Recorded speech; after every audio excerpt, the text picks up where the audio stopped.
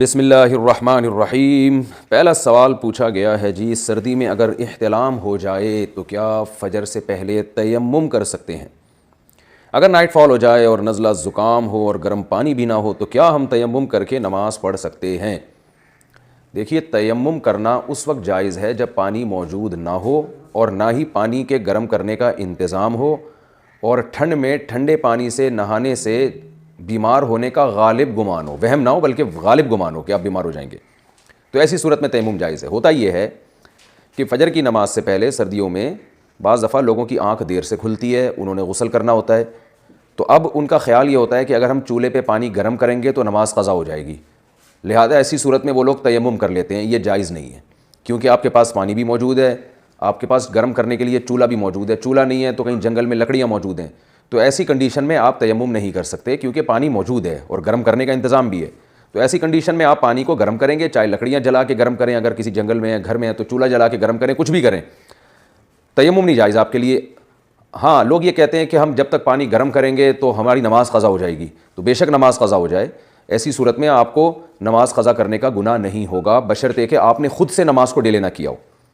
کیا مطلب؟ کہ آپ رات کو سوئے، آپ کو پتہ ہے کہ بعض دفعہ ایسے ہوتا ہے انسان کو غسل کرنا پڑ جاتا ہے فجر سے پہلے، تو آپ کو الارم لگانا چاہیے اتنی دیر پہلے کا کہ آپ کی آنکھ جب اس وقت کھلے تو آپ آرام سے پانی کو گرم کر کے نہا سکیں۔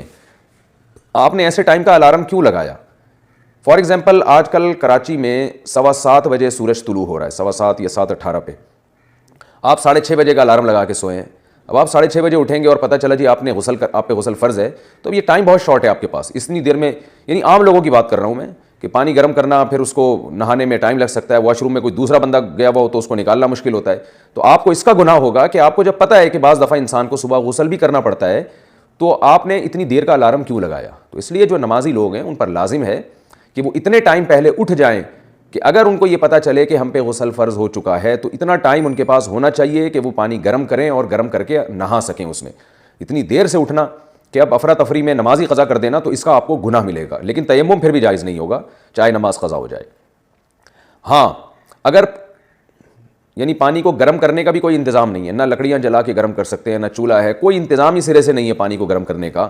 تو ایسی کنڈیشن میں اگر آپ کو یہ غالب گمان ہے کہ ٹھنڈے پانی سے اگر آپ نہائے تو واقعی بیمار ہو جائیں گے، تو پھر آپ کے لیے تیمم کرنا جائز ہے۔ لیکن یہاں ایک بات میں آپ سے عرض کروں کہ عام طور پہ جوان آدمی کو ٹھنڈے پانی سے نہانے سے کچھ بھی نہیں ہوتا، عام طور پر، کوئی قاعدہ کلیہ نہیں بیان کر رہا میں، جو خاص طور پہ کراچی اور پنجاب کی جو سردی ہے اس میں آپ نہا سکتے ہیں ٹھنڈے پانی سے اپنی ذمہ داری پہ۔ تو ہوتا یہ ہے، میں خود بھی الحمدللہ ٹھنڈے پانی سے نہاتا ہوں شدید سردی میں بھی، ہوتا یہ ہے کہ ہم کم ہمتی کی وجہ سے اس سے اجتناب کرتے ہیں، ہمت نہیں، وہ ٹھنڈے پانی کا پہلا جو مگا ڈالنا ہے نا شاور کی جو پہلی وہ ہے اس کا جو پانی گرتا ہے اس کے ایک دم سے آدمی ہل جاتا ہے، تو اس سے زیادہ کچھ بھی نہیں ہوتا، تو تھوڑی سی ہمت کرنی چاہیے۔ اصل میں ہوتی بعض دفعہ سستی ہے، لوگ اس کو نام بیماری کا دے رہے ہوتے ہیں، سستی ہو رہی ہوتی ہے، دل نہیں چاہ رہا ہوتا ٹھنڈے پانی سے نہانے کا، تو آپ ایسا کریں، واش روم میں جائیں، بالٹی میں پانی بھریں، پہلا مگا جب آپ ڈالیں گے نا تو تھوڑا سا ہلیں گے آپ، اور فوراً جلدی پورے جسم پہ پانی کو اچھی طرح سے مل دیں، تو جلدی سے آپ کر لیں۔ کوئی یہ تو نہیں کہ آپ نے گھنٹوں بیٹھ کے پانی ڈالنا ہے اپنے اوپر، پورے جسم کو گیلا کرنا ہے اچھی طریقے سے اور نجاست کو صاف کرنا ہے اپنی جگہ سے، کلی کرنی ہے، ناک میں پانی ڈالنا ہے، اس کے بعد آپ تولیے سے اچھی طرح باڈی کو پوچھ لیں۔ بیمار انسان جب ہوتا ہے جب پانی جسم پہ لگا رہ جائے، اچھی طرح آپ تولیے سے، ٹاول سے بہت اچھی طرح سے باڈی کو خشک کریں کہ پانی کا اتنا سا ذرہ بھی آپ کی باڈی پہ باقی نہ رہے، اس کے بعد آپ کپڑے پہنیں تو انشاءاللہ کچھ نہیں ہوگا۔ لیکن اگر سردی بہت زیادہ، یعنی اتنا میں نے تجربہ ہے یہ کہ کچھ نہیں ہوتا، لیکن اگر واقعی ہو رہا ہے کچھ تو میں ذمہ داری نہیں لیتا بھائی، کہیں بہت زیادہ سردی پڑ رہی ہے کسی علاقے میں اور بندہ پہلے سے بیمار بھی ہے اور وہ ٹھنڈے سے نہایا، تو بعض ایسے کیسز بھی ہیں کہ وہ واش روم میں ہی بیٹھا رہ گیا بیچارہ، پھر نکلنا نصیب ہی نہیں ہوا، تو یعنی اپنے پاؤں پہ آنا، ایسے بھی کیسز ہم نے بھی دیکھے ہیں، تو زیادہ فنٹر بھی نہ بنے اور کم ہمت بھی نہ بنے۔ تو واقعی اگر آپ کا خیال یہ ہے کہ میں ٹھنڈے پانی سے نہایا تو بیمار پڑ جاؤں گا، تو پھر ایسی صورت میں شریعت نے آپ کو تیمم کرنے کی اجازت دی ہے، لیکن اس میں سستی کا مظاہرہ نہیں کرنا، کم ہمتی ہوتی ہے، ٹھنڈے پانی سے نہاتے ہوئے دل نہیں چاہ رہا ہوتا، تھوڑی تکلیف ہوتی ہے، اس تکلیف کو لوگ سمجھ رہے ہوتے ہیں کہ بیمار ہو جائیں گے، تو کچھ نہیں ہوتا اتنے، کوئی بہت شدید سردی ہو تو ایک الگ بات ہے، لیکن پھر بھی مسئلہ یہی ہے کہ جس آدمی پہ غسل واجب ہوا ہے اس کی اپنی رائے کا اعتبار ہوگا، وہ اگر سمجھتا ہے کہ نہانے سے میں واقعی بیمار پڑ جاؤں گا تو ٹھیک ہے تیمم کرے، اگر اس کا خیال یہ کہ نہیں صرف یہ کم ہمتی ہے اور ہمت کر کے میں نہا لوں گا اور جو مفتی صاحب نے طریقہ بتایا ہے کہ اچھی طرح سے باڈی کو پوچھوں گا، خشک کروں گا، تو انشاءاللہ کچھ نہیں ہوگا، تو اس کا اگر اپنا خیال یہ بنتا ہے تو پھر وہ اس کے لیے تیمم پھر جائز نہیں ہے، وہ ہمت کرے غسل کرے۔ اور میں ویسے بھی ایک بات یہاں جنرل نالج کے لیے بتا دوں، آج کل ہماری خواتین نے بچوں کو بہت زیادہ چھوئی موئی بنا دیا ہے۔ دیکھیں یہ سردی گرمی خزاں بہار کے جو یہ موسم اللہ نے رکھے ہیں نا، یہ اس لیے رکھیں تاکہ سردیوں میں ہمیں سردی لگے، گرمیوں میں ہمیں گرمی لگے۔ یہ اس لیے نہیں رکھیں کہ سردی میں پوری سردی گزر جائے، لگے ہی نہیں سردی آپ کو، گرمیوں میں پوری گرمی گزر جائے، لگے ہی نہیں گرمی آپ کو۔ یہ اللہ کی ایک نظام ہے۔ آپ دیکھیں جن علاقوں میں بھرپور موسم آتے ہیں نا، ان لوگوں کی صحتیں زیادہ اچھی ہوتی ہیں ان لوگوں سے جہاں پراپر موسم نہیں آتے۔ پنجاب کے لوگوں کی صحت کیوں اچھی ہے؟ اس لیے کہ گرمی بھی دبا کے پڑتی ہے اور سردیوں میں سردی بھی دبا کے پڑتی ہے، تو باڈی جو ہے نا اس سے طاقتور ہو جاتی ہے۔ ہماری باڈی میں بہت ساری چینجنگ ہوتی ہے اندر موسم کے تغیرات کی وجہ سے۔ گرمیوں میں پسینہ نکلتا ہے، یہ بہت فائدہ مند ہے صحت کے لیے۔ سردیوں میں ہمارا جگر صحیح طرح سے کام کر رہا ہوتا ہے، یہ بھی فائدہ مند ہے صحت کے لیے۔ تو جو ماہر طبیب ہے نا، بڑے بڑے جو ماہر طبیب ہیں، وہ کہتے ہیں کہ آپ اگر گرمی سے بچنے کا اتنا انتظام کرو کہ گرمی لگنے ہی نہ دو، جیسے ہر وقت ایئر کنڈیشن میں بیٹھے رہتے ہیں لوگ، اور سردیوں کے موسم میں آپ اتنا اہتمام کرو کہ جسم کو سردی نہ لگنے دو، تو اس بات کا امکان ہے کہ آپ کا جلدی انا للہ ہو جائے گا۔ تو اس لیے بچوں کو بھی ماہر جو ڈاکٹر ہیں، چائلڈ اسپیشلسٹ ہیں، وہ کہتے ہیں بچوں کو بھی اتنی سردی لگتی ہے جتنی بڑوں کو لگتی ہے۔ اگر آپ کو سردی لگ رہی ہے تو بچے کو بھی لگے گی، آپ کو نہیں لگ رہی تو اس کو بھی نہیں لگے گی، اس کا کوئی الگ سسٹم نہیں اللہ نے بنایا۔ لیکن بچوں کو آج سردیوں میں دیکھ لیں اتنا لپیٹتی ہیں مائیں، جو میں دیکھ رہا ہوں، ہائے یہاں سے نہ کچھ لگ جائے۔ ہاں ٹھیک ہے بے احتیاطی نہ کریں، لیکن اتنی بھی زیادہ احتیاط نہ کریں کہ بچے میں وہ سردی کو برداشت کرنے کی پاور ہی ختم ہو جائے۔ آج کے بچے ذرا سا ٹھنڈے پانی سے نہلاتے ہیں ایسے کانپنے لگتے ہیں جیسے پتہ نہیں کیا ہو گیا ان کو۔ تو ہم نے بھی بچپن گزارا ہے بھائی، ہم تو جاتے تھے، ہم جو ہے نا وہ ہے ٹھنڈے پانی کی ڈالے اور تھوڑا سا کاکڑ دینا ہوا، اس کے بعد تولیے سے پوچھا اور پھر کھیلنے کودنے میں لگ گئے۔ نہ بچوں کو دھوپ لگ رہی ہے، سارا دن وہ سردیوں میں لپٹے ہوئے ہوتے ہیں، سر کے بال سے لے کے پاؤں کے ناخن تک اتنا ماؤں نے لپیٹا ہوا، تو بھائی تھوڑی دھوپ لگاؤ، ان کو کھیلنے دو، کوئی مٹی میں کھیلنے دیں ان بچوں کو۔ بچوں کے لیے مٹی میں کھیلنا مفید ہوتا ہے، ان کو ان کی جو ہے نا وہ ریزسٹنٹ پاور بڑھتی ہے اس سے۔ ذرا سا بھی نہ مٹی میں کھیلنے دیتے ہیں نہ کچھ ایسے، وہ بچوں کو بڑا بنا کے رکھا ہوا ہے۔ اس کی وجہ یہ کہ وہ اتنے چھوئی موئی بن جاتے ہیں کہ کسی دن ہلکی سی ڈسٹ کہیں قریب سے گزری تو وہ بچہ کو اللہ نہ کرے نمونیا ہی ہو گیا۔ تو یہ چل رہا ہے، یہ نمونہ گیری چل رہی ہے یہ۔ تو اس لیے بچوں کو بے احتیاطی نہ کریں، لیکن اتنا زیادہ وہمی بھی نہ بنیں، تھوڑا سا اعتدال سے لے کے چلیں بچوں کو، اور خود بھی تھوڑا سا اعتدال سے چلیں۔ اتنا زیادہ سردی کو ہوا بنا لینا، میں دیکھتا ہوں کراچی میں کہاں اتنی سردی پڑتی ہے، لیکن آپ دیکھیں ہمارے یہاں میں تو تھوڑا سا ہلکی ٹھنڈ ہوتی ہے، لوگ ایسے لپٹے ہوئے ہوتے ہیں جیسے پتہ نہیں کیا برف باری ہو رہی ہے، کیا ہو رہا ہے۔ تو تھوڑا سا بھائی برداشت کر لو یار، چلو پھرو سردی میں تھوڑا ٹھنڈ لگاؤ تو بھوک لگے گی آپ کو انشاءاللہ۔ ہاں زیادہ نہ ہو، زیادہ آپ کی باڈی خود بتاتی ہے کہ زیادہ ہو رہا ہے، وہ خود باڈی دے گی کہ بھائی کچھ ضرور سے زیادہ ہو گیا۔ اچھا بھائی، جنازے کے سامنے قرآن پڑھنے کی حقیقت۔ جنازے کے سامنے جو لوگ قرآن پڑھتے ہیں یا سورہ یاسین پڑھتے ہیں، کیا یہ عمل حدیث سے ثابت ہے یا بدعت ہے؟ عبدالصمد صاحب نے انڈیا سے پوچھا ہے۔ جنازے کے سامنے اسپیشل جنازے کی وجہ سے قرآن پڑھنا یا سورہ یاسین پڑھنا میرے علم میں ایسی کوئی حدیث نہیں ہے۔ تو اور جب تک جنازے کو نہلایا نہ گیا ہو تو اس کے سامنے تلاوت کرنے کو فقہا نے غلط لکھا ہے، ناجائز لکھا ہے۔ تو جب تک جنازے کو نہلایا نہ جائے تو پھر نہلانے کے بعد آپ اس کے سامنے قرآن پڑھ سکتے ہیں، لیکن کوئی سنت عمل نہیں ہے۔ ہوتا یہ ہے کہ جب جنازے کو نہلا کے لایا جاتا ہے، گھر میں رکھا جاتا ہے، تو جب تک یعنی نماز جنازہ کے لیے لوگ جمع نہیں ہوتے، میت کو گھر میں رکھا جاتا ہے، تو اس دوران علماء یہ کہتے ہیں کہ اس کے پاس بیٹھ کے قرآن کی تلاوت کریں۔ وہ اس لیے کہتے ہیں کہ ورنہ اگر تلاوت نہیں کریں گے تو ادھر ادھر کی فضول باتیں کرنا شروع کر دیں گے لوگ، غیبتیں بھی شروع کر دیتے ہیں۔ اب جنازہ رکھا ہوا ہے تو بہتر ہے نا کہ اللہ کو یاد کیا جائے، اللہ کا ذکر کیا جائے، آخرت کی یاد کو تازہ کیا جائے۔ تو علماء اس لیے کہتے ہیں کہ وہاں بیٹھ کے قرآن پڑھ لو یا سورہ اخلاص پڑھ لو، سورہ یاسین پڑھ لو، کوئی بھی سورت پڑھ لو،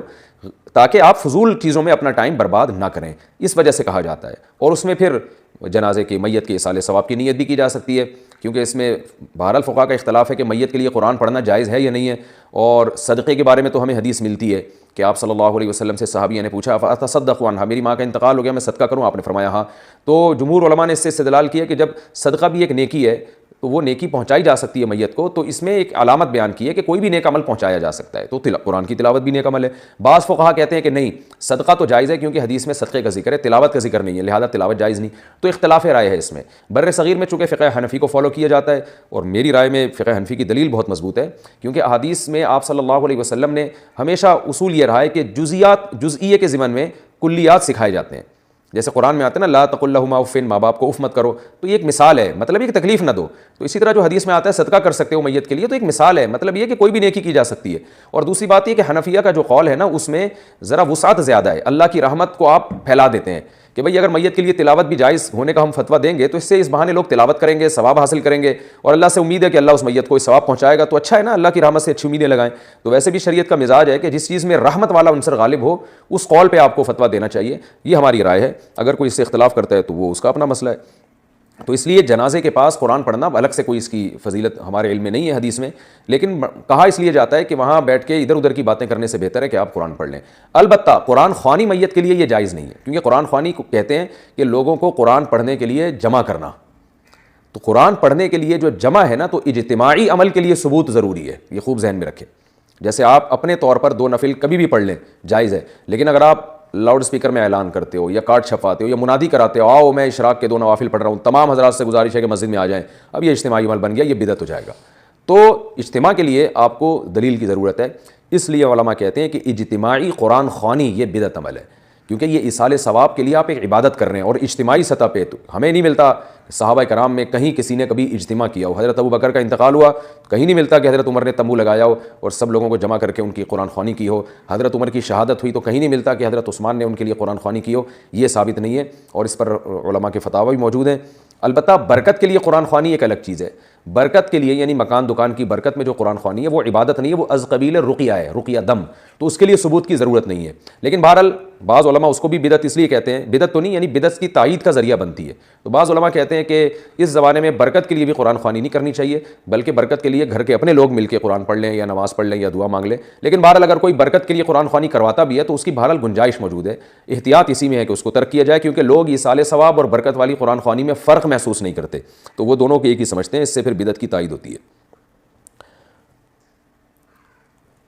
کوموڈیٹیز ٹریڈنگ کیا یہ حلال ہے؟ کہتے ہیں کوموڈیٹیز ٹریڈنگ اور شیئرز ٹریڈنگ میں کیا فرق ہے, اور کوموڈیٹیز ٹریڈنگ حلال ہے یا حرام؟ محمد شاہ رخ انڈیا سے. دیکھیں شیئر کی جو ٹریڈنگ ہوتی ہے نا, وہ تو کمپنی کے ایسٹس ہوتے ہیں, اس کو یونٹس میں ڈیوائڈ کیا ہوا ہوتا ہے, اور ہر یونٹ کی ایک قیمت متعین ہوتی ہے جو حقیقی قیمت ہوتی ہے, اس کی جو مارکیٹ ویلیو ہوتی ہے. وہ ویلیو وہ بجائے اب لوگوں کو وہ چیزیں پرووائڈ کر کے اس کے ایک سرٹیفکیٹ بنا دیتے ہیں, اور سرٹیفکیٹ کا مطلب یہ ہوتا ہے کہ آپ کے اس کمپنی میں اتنے حصص ہیں, اتنے حصے ہیں آپ کے اس کمپنی میں, آپ اس کمپنی کے اتنے فیصد مالک ہیں, یعنی اس کمپنی کے جو اثاثے ہیں نا, ایسٹس ہیں, اس کے آپ اتنے فیصد مالک ہیں. تو شیئر جب بکتا ہے تو وہ اصل میں وہ سرٹیفکیٹ نہیں بک رہا ہوتا, اس کے پیچھے جو اثاثہ موجود ہوتا ہے وہ بک رہا ہوتا ہے. تو اسی وجہ سے شیئرز کے خرید و فروخت کے لیے یہ ضروری ہے کہ سرٹیفکیٹ کے پیچھے کوئی اثاثہ حقیقت میں ہونا چاہیے, اس سیال نہیں ہونی چاہیے. جیسے ابھی کمپنی وجود میں آ رہی ہے اور صرف رقمیں جمع ہوئی ہیں, اس سے کچھ خریدا نہیں گیا ہے, تو پھر جو شیئر اس کے مارکیٹ میں بکیں گے ان کے پیچھے کرنسی ہے, ان کے پیچھے پیسہ ہے. تو اس میں یہ شرط ہے کہ اس شیئر کو آپ فیس ویلیو پہ تو بیچ سکتے ہیں, نفع اور نقصان پہ نہیں بیچ سکتے, کیونکہ سرٹیفکیٹ بکنے کا مقصد ہے کہ اس کے پیچھے جو کرنسی ہے وہ بک رہی ہے, اور کرنسی کو اسی ویلیو پر بیچ سکتے ہیں آپ. 10 روپے کو 10 روپے کے بدلے میں بیچ سکتے ہیں, 11 یا 9 میں نہیں بیچ سکتے آپ, یہ سود ہو جائے گا. لیکن جب اس کے ایسٹس وجود میں آ گئے تو پھر آپ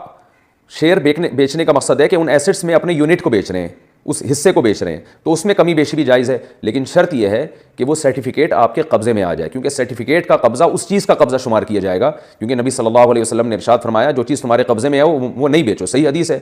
قبضے میں آنے سے پہلے آپ چیز نہیں بیچ سکتے سوائے زمین جائیداد کے, تو یہ چیزیں آپ نہیں بیچ سکتے آگے. تو اس لیے کہتے ہیں کہ شیئر جب تک آپ کے نام ٹرانسفر نہیں ہو جاتا, تو جب ٹرانسفر ہو جائے گا تو اس کو قبضہ سمجھا جائے گا, اس کے بعد آپ آگے اس کو بیچ سکتے ہیں. اور شیئرز کی خرید و فروخت میں فارورڈ سیل, فیوچر سیل, یہ بھی حرام ہے, کہ اس میں ہوتا یہ کہ بیچ نہیں رہے ہوتے, بس ایک قیمت طے کر لیتے ہیں, پھر فیوچر میں دیکھتے ہیں کہ قیمت بڑھ گئی ہے تو وہ آپ کو دے دیتا ہے کچھ پیسے, اگر قیمت گر گئی ہے تو آپ اس کو کچھ پیسے دے دیتے ہیں. اس کو کہتے ہیں ڈفرینس برابر کرنا, فرق برابر کرنا, یہ بھی حرام اور ناجائز ہے. تو حقیقی بیع اور شراء ہونی چاہیے کہ آپ شیئر بیچیں, وہ آپ کے قبضے میں آئے اور حقیقت میں بیچیں آپ اس کو. ایسا نہ ہو کہ ہفتے کے دن دیکھ لیں گے کیا ہوا, کہ بڑھ گئی ہے قیمت یا گر گئی ہے, یہ بھی جائز نہیں ہے. اور جو آپ نے پوچھا ہے دوسرا معاملہ کوموڈیٹیز ٹریڈنگ کا, تو اس میں عام طور پر ہوائی خرید و فروخت ہو رہی ہے, حقیقت میں چیزیں بکتی نہیں ہیں. تو اس میں اگر واقعتاً حقیقت میں کوئی چیز بک رہی ہے, خرید و فروخت کا عمل ہو رہا ہے, ایک چیز قبضے میں آ کے آگے آپ سیل کر رہے ہیں, تو یہ عمل جائز ہے. ورنہ جس طرح سے عام طور پر ہو رہا ہے کہ صرف چیز دکھائی جاتی ہے, حقیقت میں نہ قبضہ کیا جاتا ہے, نہ وہ آگے اس کو ریسیو کرتا ہے, بلکہ وہ آپ نے اس کو پہنایا, اس نے آگے کسی کو پہنایا, اور اس نے آگے کسی کو پہنایا, اور آخر میں آ کے دیکھ لیتے ہیں کہ چیز کی ویلیو بڑھ گئی ہے یا گر گئی ہے. بڑھ گئی ہے تو آپ ترتیب لوگ پیسے ایک دوسرے کو دینا شروع کر دیتے ہیں, گر گئی ہے تو سب کو نقصان ہونا شروع ہو جاتا ہے. یہ خالص جوا ہے. تو اس لیے حقیقت میں خرید و فروخت کا عمل ہونا چاہیے, ہوائی باتیں نہیں ہونی چاہیے. غسل کے دوران کیا سطر کو چھو سکتے ہیں؟ کیا غسل کے وقت ہم صفائی کی غرض سے اپنے سطر کی جگہ کو چھو سکتے ہیں؟ نیز کیا سطر کو چھونے سے وضو ٹوٹ جاتا ہے یا نہیں؟ ساجد صاحب مقبوضہ کشمیر سے پوچھتے ہیں۔ دیکھیے غسل کرتے ہوئے اپنے سطر کو ہاتھ لگا کے ہی دھویا جاتا ہے۔ آپ پتہ نہیں کس طرح سے، یعنی کیسے آپ کہہ رہے ہیں کہ ہاتھ لگا سکتے ہیں، تو ہاتھ نہیں لگائیں گے تو دھوئیں گے کیسے اس کو؟ تو ہاتھ لگا کے اچھی طرح سے اس کو دھونا چاہیے جہاں بھی ناپاکی لگی ہوئی ہے، پھر ہاتھوں کو اچھی طرح دھونا چاہیے۔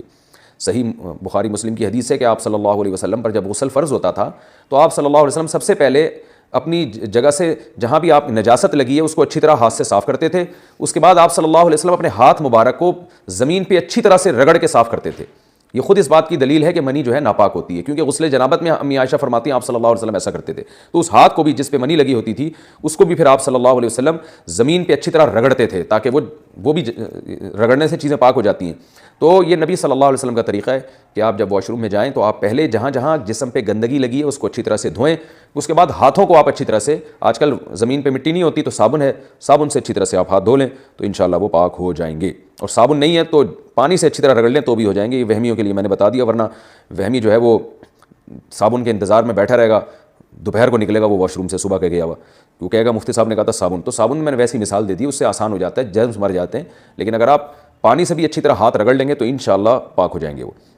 باقی یہ کہ سطر کو چھونے سے وضو نہیں ٹوٹتا، بعض فقہا کی رائے ہے کہ وضو ٹوٹ جاتا ہے، لیکن عبداللہ بن مسعود رضی اللہ تعالیٰ عنہ کا بھی قول ہے اور اسی پر امام حنیفہ کا فتویٰ ہے کہ سطر کو ہاتھ لگانے سے وضو نہیں ٹوٹتا، تو فقہ حنفی میں اسی پر عمل کیا جاتا ہے، نہ دیکھنے سے نہ ہاتھ لگانے سے۔ 4 رکعت میں 2 رکعت پر سلام پھیر لیا تو کتنی رکعتیں دہرائیں؟ اگر کوئی 4 رکعت فرض کی نیت باندھے اور 2 رکعت کے بعد سلام پھیر دے تو اسے نماز دوبارہ پوری پڑھنی ہوگی یا صرف 2 رکعت کی نیت باندھ کر مکمل کر لے؟ کاشف صاحب نے اتر پردیش سے پوچھا ہے، یو پی سے، ہمارے آبائی علاقے سے۔ جناب کاشف صاحب، 4 رکعت فرض میں اگر آپ نے 2 رکعتوں کے بعد سلام پھیر لیا، ابھی سینہ آپ کا قبلے سے پھرا نہیں ہے اور آپ نے کسی سے بات چیت کی نہیں ہے، آپ نے صرف تسبیحات پڑھنا شروع کی ہیں یا اللہم انت السلام پڑھا ہے اور آپ کو یاد آ گیا کہ ارے میری تو 2 رکعتیں باقی ہیں، تو فوراً کھڑے ہو جائیں، دوبارہ نیت نہ باندھیں، بس اللہ اکبر کہہ کے کھڑے ہو کے بقیہ 2 رکعتیں مکمل کر لیں، آپ کی نماز ابھی ٹوٹی نہیں ہے، اور آخر میں آپ سجدہ سہو کر لیں، چاہے دونوں طرف سلام پھیر لیا ہو، پوری مکمل تسبیحات پڑھ لی ہوں۔ ہاں اگر آپ نے 2 رکعت کے بعد سلام پھیرا اور اس کے بعد آپ اپنی جگہ سے اٹھ گئے، سینہ آپ کا قبلے سے پھر گیا، یا آپ نے گپ شپ شروع کر دیا اور بھائی ہیلو ہائے سناؤ بھائی کیا چل رہا ہے آج کل، میں تو نماز میں تھا، حالات کیسے چل رہے ہیں، تو اس طرح کی گپ شپ آپ کی شروع ہو گئی، یا وسیم بھائی بیٹھے ہوئے تھے ان کی خیریت معلوم کر لیا آپ نے، تو اب آپ کی نماز ٹوٹ گئی ہے، اب آپ کو دوبارہ ہی کرنی پڑے گی، یہ 2 نفل ہو گئے آپ کے۔ تو اگر بات چیت نہیں کی ہے، سینہ قبلے سے نہیں پھرا ہے، صرف تسبیحات پڑھی ہیں، تو اس سے کچھ نہیں ہوتا، تو آپ بقیہ 2 رکعتیں اسی طرح مکمل کر لیں۔ مساجد کے اماموں کے ساتھ ایسا بہت ہوتا ہے، میں بھی چونکہ مسجد میں امام ہوں تو ایسا بہت ہوتا ہے، بعض دفعہ 2 کے بعد آدمی سلام پھیر لیتا ہے، بھول جاتا ہے وہ، یا 3 رکعتوں کے بعد کسی نے سلام پھیر لیا، نماز 4 رکعت کی تھی، آپ نے 3 کے بعد پھیر لیا، تو امام پر بھی یہی ہے کہ لوگوں نے پیچھے بتایا نا سبحان اللہ الحمدللہ کہا، تو آپ توڑے نہیں نماز، سلام بے شک آپ نے پھیر لیا ہو، آپ فوراً کھڑے ہو جائیں، کھڑے ہو کر 1 رکعت یا 2 رکعتیں جو باقی ہیں مکمل کریں اور آخر میں سجدہ سہو کریں، اس طرح نماز ادا ہو جائے گی۔ یہ ہے فرض کے بارے میں، اور سنت مؤکدہ کے بارے میں بھی یہی حکم ہے، اور وتر واجب کے بارے میں بھی یہی حکم ہے۔ جو سنت غیر مؤکدہ ہیں ان میں یہ ہے کہ اگر آپ نے 4 رکعتوں کی نیت باندھی تھی تو 2 رکعت کے بعد بھی آپ سلام پھیر سکتے ہیں، وہ ویسے ہی جائز ہے، لہٰذا اگر آپ نے سلام پھیر دیا تو بھی ٹھیک ہے، بقیہ 2 پڑھیں ٹھیک ہے، نہیں پڑھیں تو بھی ٹھیک ہے، اور پڑھنی ہے تو نہیں دوبارہ سے شروع کر دیں 2 رکعتیں، تو اس میں یہ نہیں ہے جو میں نے یہ تفصیل بتائی، تو اس میں یہ ہے کہ 4 رکعت کی نیت کی تو 2 بھی پڑھ سکتے ہیں آپ۔ یہ سنت غیر مؤکدہ اور نوافل کا میں نے بتایا، باقی سنت مؤکدہ اور وتر اور فرض کا جو وہی ہے جو پہلے میں بتا چکا ہوں۔ Stock market U S stock market میں انویسٹمنٹ کرنا، یو ایس اسٹاک مارکیٹ میں انویسٹمنٹ کرنا کیسا ہے؟ جس طرح پاکستان اسٹاک ایکسچینج میں کچھ شرائط کے ساتھ انویسٹمنٹ کرنے کی اجازت ہے، کیا یو ایس اسٹاک مارکیٹ میں بھی اس کی اجازت ہے یا نہیں؟ حمزہ صاحب آسٹریلیا سے۔ دیکھیے اسٹاک ایکسچینج کا جو بزنس ہے، میں اس سے پہلے کلپ ریکارڈ کروا چکا ہوں جس میں کسی نے مجھ سے کوموڈیٹیز ٹریڈنگ کے بارے میں سوال کیا تھا، اس میں نے اسٹاک ایکسچینج میں بزنس کے جائز ہونے کی شرطوں کو بیان کیا ہے کہ کن شرطوں کے ساتھ آپ اسٹاک ایکسچینج بزنس کر سکتے ہیں، شیئرز خرید سکتے ہیں، اور شیئر کی حقیقت کیا ہے۔ تو آپ نے جو یو ایس اسٹاک مارکیٹ کا بتایا، اگر اس میں بھی وہ اسی طرح ہی ہے جیسے دنیا میں جتنی اسٹاک مارکیٹیں ہوتی ہیں، تو اس میں بزنس بھی اسی طرح جائز ہے جیسے پاکستان کی اسٹاک ایکسچینج بزنس جائز ہے، اور اگر یہ اس کا سسٹم کچھ اور ہے تو آپ مجھے بتائیں کہ وہ کیا سسٹم ہے تاکہ میں پھر اس کے مطابق آپ کو جواب دوں۔ بظاہر تو یہی ہے کہ پوری دنیا میں اسٹاک مارکیٹیں ایک ہی طریقے سے عمل کر رہی ہوتی ہیں، تو اس میں یہ ہے کہ وہ جو شیئرز آپ خرید و فروخت کر رہے ہیں جس کمپنی کے ہیں وہ کمپنی کا کام حلال ہو, وہ کہیں شراب اور بینک کی کمپنی نہ ہو, یعنی بینک نہ ہو اس کے پیچھے, سودی کمپنی نہ ہو, یا شراب کی نہ ہو, یا کوئی ایسی جو 100% ناجائز ہے وہ نہ ہو. تو میں اس پہ کلپ ریکارڈ کروا چکا ہوں, آپ وہ دوبارہ سن لیں تو اس میں آپ کے سوال کا جواب بھی انشاءاللہ آپ کو مل جائے گا. اولاد پانے کے لیے روزے رکھنا. ہماری شادی کو 2 سال ہو گئے, ہماری اولاد نہیں ہے. میری اہلیہ اولاد پانے کی غرض سے 1 سال سے پیر اور جمعرات کو روزہ رکھ رہی ہے. کیا روزے میں بھوکا رہنے کی وجہ سے حمل ٹھہرنے میں کوئی دشواری ہو سکتی ہے؟ سہیل صاحب انڈیا سے. دیکھیں, حمل کا بھوک سے کوئی تعلق نہیں ہے. پریگننسی تو روزہ رکھ کے بھی ہو سکتی ہے. پیر اور جمعرات کا روزہ تو ویسے ہی سنت عمل ہے, وہ تو ویسے ہی رکھنا چاہیے. اور آپ کی وائف کی یہ نیت ہے کہ شاید اللہ اس کی برکت سے اولاد دے دے, تو اللہ سے امید بھی کی جا سکتی ہے کہ عبادت کر کے جو دعا کی جاتی ہے وہ زیادہ قبول ہوتی ہے. حضرت زکریا علیہ السلام محراب میں نماز پڑھ رہے تھے, پھر اللہ سے دعا مانگی کہ رب لا تذرنی فردا وانت خیر الوارثین, اے اللہ مجھے اکیلا نہ چھوڑ, مجھے اولاد چاہیے, تو بہترین وارث ہے. اور سورہ مریم میں جو اللہ نے ذکر کیا, اذ نادى ربه نداء خفیا قال رب انی وهن العظم منی واشتعل الرأس شیبا ولم اکن بدعائک ربی شقیا, کہ اللہ میری ہڈیاں بوسیدہ ہو گئیں, بال سفید ہو گئے, لیکن میں تجھ سے ابھی بھی امیدیں لگا کے بیٹھا ہوں. تو اللہ نے آپ کو بڑھاپے میں اولاد دی, تو عبادت کر کے دعا مانگنے میں قبولیت کا امکان زیادہ ہوتا ہے. باقی یہ کہ ہماری دل سے دعا ہے کہ اللہ آپ کو نیک صالح اولاد عطا فرمائے. بڑی آزمائش ہے یہ, ہم جانتے ہیں. تو اولاد سے تو گھر میں بڑی برکت ہوتی ہے, رزق میں بھی برکت ہوتی ہے, اور آنکھوں کی ٹھنڈک بنتی ہے اولاد. دل سے دعا ہے میری آپ کے لیے, دونوں کے لیے, اللہ آپ کو نیک صالح اولاد عطا فرمائے. اچھا, اولاد جو آج کل نہیں ہو رہی, آپ کے واقعے سے میں اس کو نہیں جوڑ رہا, ایک جنرلی ایک بات بتا رہا ہوں. اولاد نہ ہونے کی ایک بڑی وجہ جو ہمارے معاشرے میں یہ ہے, دیر سے شادی.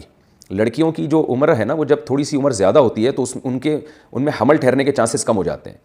تو دیر سے شادیوں کا جو ہمارے معاشرے میں ایک رجحان ہے نا, کہ پڑھ لیں, پہلے یہ کر لیں, پھر یہ کر لیں, پھر یہ کر لیں, تو جب شادی ہوتی ہے تو وہ پھر جو ہے نا حمل ٹھہرنے کے چانسز کم ہو جاتے ہیں. ایک وجہ یہ ہے. دوسری وجہ یہ ہے کہ ہمارے یہاں بہت دفعہ ایسے ہوتا ہے کہ جب شادی ہوتی ہے تو میاں بیوی کہتے ہیں کہ ابھی ہمیں اولاد نہیں چاہیے, تو حمل ٹھہرنے کی گولیاں کھانا شروع کر دیتے ہیں یا انجیکشن لگوا لیتے ہیں. اس کے بہت خطرناک سائیڈ افیکٹ ہوتے ہیں, اس سے بھی حمل ٹھہرنے کے چانسز کم ہو جاتے ہیں. بعض دفعہ یہ ہوتا ہے کہ میاں بیوی کے ایک بچہ ہو جاتا ہے, وہ اس میں اتنا لمبا وقفہ کر لیتے ہیں دوسرے بچے میں, وہ سمجھتے ہیں کہ اولاد ہمارے اختیار میں, ہم جب چاہیں گے 3-4 سال کے بعد دوبارہ پیدا ہوگا, لیکن وہ 3-4 سال کے وقفے کی وجہ سے عورت کو نقصان ہوتا ہے اور وہ حمل پھر دوبارہ ٹھہرتا ہی نہیں ہے. ایسے کئی کیسز آئے ہیں. تو اس لیے, اور یہ بھی ایک بات بتاؤں جو کینسر کے بہت بڑے اسپیشلسٹ نے بتائی مجھے, یعنی میں نے ان سے براہ راست سنی ہے, کہ جو دیر سے لڑکیوں کی شادیاں ہو رہی ہیں یہ بریسٹ کینسر کا بھی ذریعہ ہے. آج کل خواتین میں جو بریسٹ کینسر کی بیماری بہت خطرناک پھیل چکی ہے, اس کی ایک وجہ یہ بھی ہے کہ دیر سے شادی. وجہ اس کی ہے کہ جو بریسٹ ہے وہ میچور ہو چکا ہوتا ہے, اور اس میں پھر جو مائیں یعنی اس میں جب دودھ آتا ہے تو اس کی جو سیل کی جو ٹوٹ پھوٹ ہوتی ہے اس کی وجہ سے ڈسٹربنس پیدا ہو جاتی ہے اور وہ کینسر کی طرف لے جاتی ہے. تو اس لیے میں بار بار کہتا ہوں, فطرت سے مت لڑو بھائی, خدا سے لڑائی مت کرو, فطرت سے مت لڑو, اللہ سے مت لڑو, اسلام سے مت لڑو. جلدی نکاح کو پروموٹ کریں معاشرے میں تاکہ اولادیں بھی ہو وقت پر, اور عورت کی صحت بھی اچھی ہو, اور یہ جو بریسٹ کینسر کی بیماری ہے کسی حد تک اس سے بھی ہماری جان چھوٹ جائے. میں یہ نہیں کہہ رہا صرف ایک یہی وجہ ہے, ایک بڑی وجہ یہ بھی ہے دیر سے نکاح. تو اور پھر جو حمل روکنے کی گولیاں ہیں اور جو انجیکشن ہے, یہ ساری نظام جو ہے نا عورت کے اندر کے نظام کو تباہ و برباد کر رہا ہے. لیکن قربان جائیں فیملی پلاننگ والوں پہ, وہ ہمیں بچے پیدا کرنے کے خود ساختہ جو ان کے بنائے ہوئے نقصانات ہیں نا وہ تو بتاتے ہیں, بچے روکنے کے جو اس سے زیادہ نقصانات ہیں وہ نہیں بتا رہے ہوتے. تو یہ بھی ایک شامت اعمال ہے. بہرحال یہ میں نے آپ کے لیے نہیں کہا, یہ میں عمومی بات کی ہے کیونکہ ایک موضوع چل پڑا تھا تو میں نے کہا اس میں وضاحت کر دوں. میری دل سے دعا ہے اللہ تعالیٰ آپ کو نیک اور صالح اولاد عطا فرمائے. بعض دفعہ یعنی اللہ کی طرف سے بھی نہیں ہو رہا ہوتا, جلدی بھی شادی ہو جاتی ہے, میاں بیوی میں کوئی خرابی بھی نہیں ہوتی, نہ انہوں نے حمل روکنے کی کوئی تدبیر اختیار کی ہوتی ہے, پھر بھی نہیں ہو رہی ہوتی اولاد, پھر یہ اللہ کی طرف سے. تو اللہ سے بس اچھی امیدیں لگانی چاہیے, اور جو آزمائش مقدر ہے اس پہ صبر کرنا چاہیے. رکوع سجدے کی کتنی مقدار میں تسبیح پڑھیں؟ رکوع اور سجدے میں جو تسبیح پڑھی جاتی ہے وہ 3 یا 5 دفعہ پڑھنا ضروری ہے, یا 4 اور 6 مرتبہ بھی پڑھ سکتے ہیں. محمد مصطفیٰ ابو ظہبی سے کم 1 مرتبہ پڑھنا یہ تو سنت مؤکدہ ہے, اور 3 دفعہ پڑھنا سنت ہے. اور حدیث میں سجدے کے بارے میں فرمایا سبحان ربی الاعلیٰ پڑھو, اور رکوع میں فرمایا سبحان ربی العظیم. تو طاق عدد میں پڑھنا چاہیے. جب آپ انفرادی نماز پڑھ رہے ہیں تو 3, 5, 7, 11 جتنا اللہ آپ کو توفیق دے. ہمارے نبی نے تو بہت لمبے لمبے رکوع کیے ہیں جن میں آپ سبحان ربی العظیم سینکڑوں دفعہ پڑھا ہوگا آپ نے, اور سبحان ربی الاعلیٰ سجدے میں سینکڑوں دفعہ پڑھا ہوگا آپ صلی اللہ علیہ وسلم نے. تو آپ بھی اگر لمبی نماز پڑھ رہے ہیں تو پھر جتنی چاہیں پڑھیں, ورنہ کم سے کم 3 دفعہ پڑھنا یہ سنت عمل ہے, اس سے کم نہیں پڑھنا چاہیے. اور عبداللہ ابن مبارک رحمہ اللہ سے منقول ہے کہ امام کو 5 دفعہ پڑھنا چاہیے تاکہ جو اس کے پیچھے پڑھنے والے ان کا کم سے کم 3 تسبیحات مکمل ہو جائیں, کیونکہ کوئی آہستہ پڑھتا ہے, اسپیڈ سے پڑھتا ہے, کوئی سلو رفتار سے پڑھتا ہے. تو جب امام 5 دفعہ پڑھے گا تو پیچھے جو اسپیڈ سے پڑھنے والے ہیں ان کا 5 سے زیادہ ہو جائے گا, جو سلو پڑھنے والے ہیں ان کی کم از کم 3 دفعہ تسبیحات ہو جائیں گی. اللہ تعالیٰ عمل کی توفیق عطا فرمائے.